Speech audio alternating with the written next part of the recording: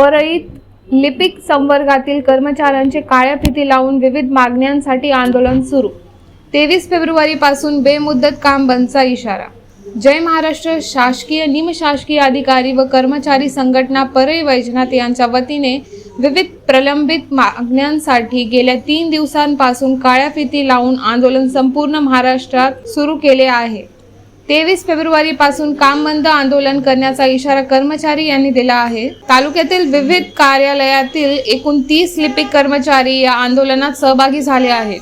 महाराष्ट्र शासनाच्या विविध विभागांतील लिपिक संवर्गाच्या प्रलंबित मागण्यांकडे शासनाचे लक्ष वेधण्यासाठी काळ्या फिती लावून निषेध आंदोलनास सुरुवात केली आहे। लिपिक संवर्ग हा प्रशासनाचा कणा मानला जातो।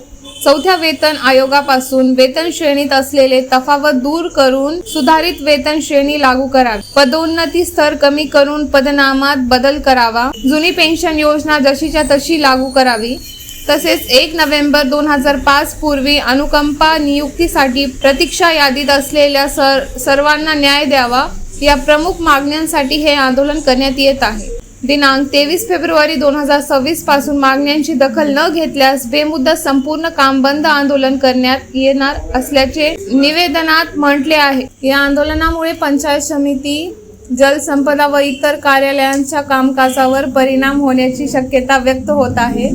प्रशासन आणि शासन यामध्ये समन्वय साधून लवकरात लवकर तोडगा निघेल का, याकडे सर्वांचे लक्ष लागले आहे। या ठिकाणी 16 तारखेपासून जय महाराष्ट्र संघटनेच्या वतीने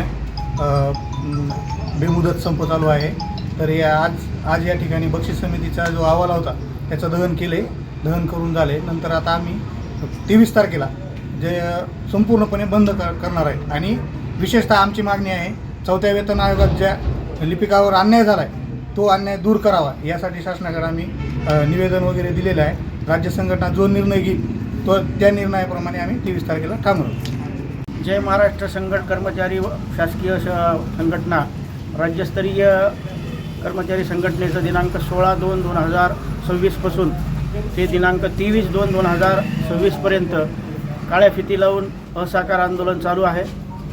तसेच दिनांक 23/2/2026 पासून शासनानं या दरम्यानच्या पिरियडमध्ये ज्या काही आमच्या कर्मचाऱ्यावर जे लिपिक कर्मचारी संघटने कर्मचाऱ्यावर जो अन्याय केलेला चौथ्या वेतन आयोगापासून तो दूर नाही केला तर, आणि महामंडळ आमचे जे जलसंपदा विभागाचे जे कर्मचारी त्यांच्या बाबतीमध्ये जे महामंडळ शासनानं स्वायत्त करण्याचा जो निर्णय घेतलेला आहे की शेतकऱ्याकडून पाणीपट्टी वसूल करून तुमचे पगार त्याच्यामधून तुमचे करायचे आणि महामंडळ स्वायत्त करायचं, या बाबतीत जो घेतलेला निर्णय तो 23 तारखेपर्यंत जर शासनानं माघारी वापस नाही घेतला तर दिनांक 23/2/2026 पासून आम्ही पूर्ण शासकीय कर्मचाऱ्यामार्फत राज्यस्तरीय आंदोलन काम बंद आंदोलन चालू करणार आहोत।